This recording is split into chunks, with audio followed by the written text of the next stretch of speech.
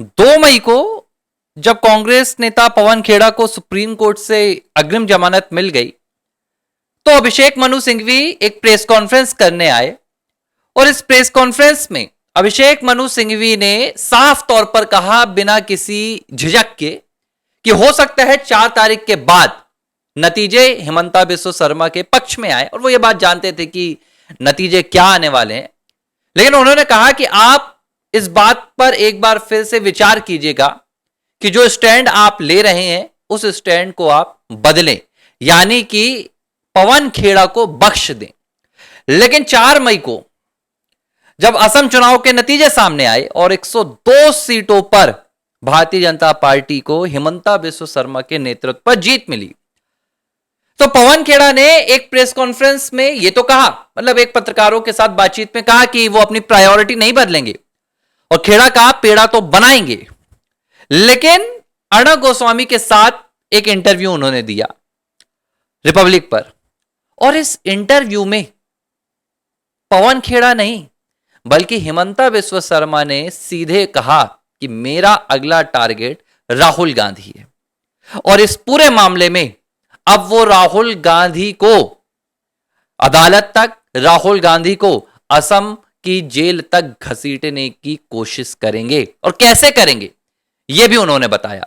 देखिए, 4 मई के पहले जाहिर सी बात है कि हिमंता बिस्वा शर्मा इंतजार कर रहे थे कि नतीजे एक बार आ जाएं, एक बार मेरे पास ताकत आ जाए, उसके बाद मैं बताऊंगा कि आखिर इस पूरी प्रेस कॉन्फ्रेंस के पीछे कौन था। यह बात मैं भी कह रहा था, हमने बार बार कहा कि यह पवन खेड़ा का काम नहीं है, पवन खेड़ा से तो करवाया गया है, लेकिन हमें भी लग रहा था क्योंकि ऐसा कोई हिमंता बिस्वा शर्मा ने जिक्र ही नहीं किया था।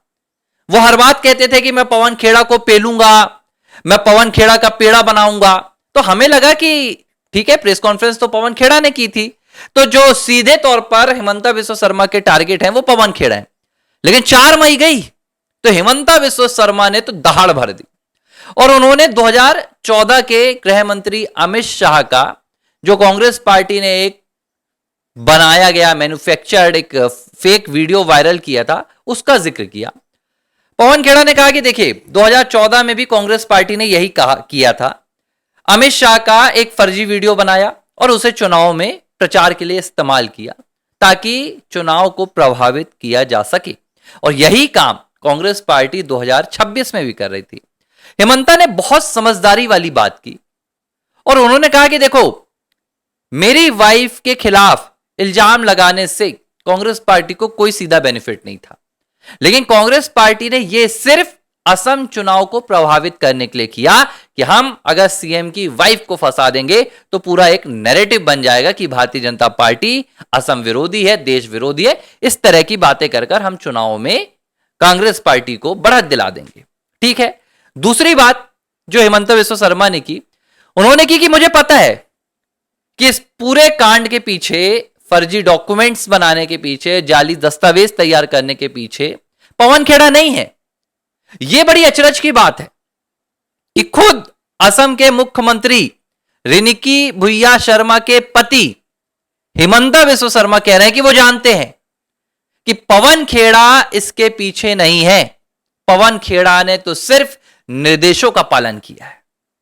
हिमंता बिस्वा शर्मा ने यह बताया, उन्होंने कहा कि देखो भाई, जो प्रेस कॉन्फ्रेंस हुई है वो कहां हुई, वो हुई है एआईसीसी दफ्तर में, कांग्रेस के दफ्तर में हुई है। वो पवन खेड़ा ने अपने घर से नहीं की। इसका क्या मतलब? इसका मतलब कि पवन खेड़ा को प्रेस कॉन्फ्रेंस करने के लिए कहा गया। अब दूसरी बात आई कि किसने कहा, तो हिमंता ने कहा कि कांग्रेस पार्टी में कहने वाला एक ही है, बाकी सब सुनने वाले, यानी कि कांग्रेस पार्टी के सर्वे सर्वा राहुल गांधी ने कहा। उन्होंने एग्जाम्पल भी दिया, उन्होंने कहा कि भाई नेशनल जो इनके अध्यक्ष हैं कांग्रेस पार्टी के मल्लिकार्जुन खड़गे, वो खुद कहते हैं कि हाईकमान राहुल गांधी है। तो जाहिर सी बात है कि बिना राहुल की मदद के, बिना राहुल के निर्देश के पवन खेड़ा ये अकेले नहीं कर सकते थे।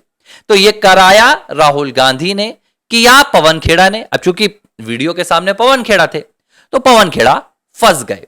लेकिन हिमंता अब क्या करने वाले हैं ये आप समझ लीजिए।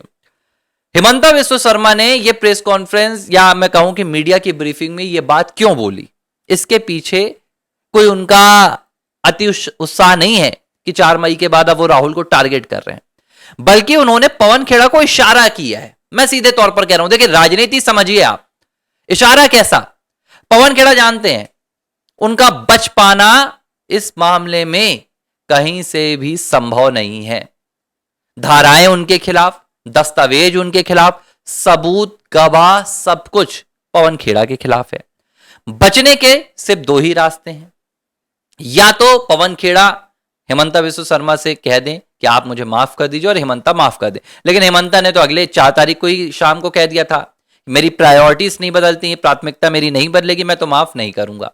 दूसरा चारा है कि पवन खेड़ा असली नाम उगल दे, और इसी वजह से हेमंता ने यह मीडिया इंटरव्यू में कहा कि पवन खेड़ा को मैं सिर्फ इसलिए टारगेट कर रहा हूं क्योंकि मैं वो असली नाम पवन खेड़ा से उगलवाना चाहता हूं, जिसके कहने पर उन्होंने ये पूरा कांड किया।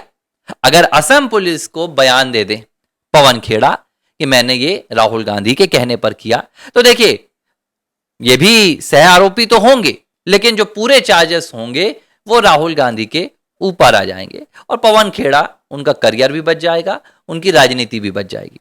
अब देखिए, लेकिन ये करना पवन खेड़ा के लिए उतना आसान नहीं है, क्योंकि पवन खेड़ा जानते हैं कि अगर वो राहुल का नाम लेंगे तो शायद उनको राजनीतिक करियर से ही बस हाथ ना धोना पड़े, और भी चीजों से हाथ धोना पड़ सकता है। कांग्रेस पार्टी किस हद तक जा सकती है राहुल गांधी के लिए, ये मुझे बताने की जरूरत नहीं है, लेकिन एक चीज तय हो गई, गौरव गोगोई हो, पवन खेड़ा हो या राहुल गांधी हो, असम के मुख्यमंत्री हिमंता बिस्वा शर्मा किसी को नहीं बख्शने वाले हैं।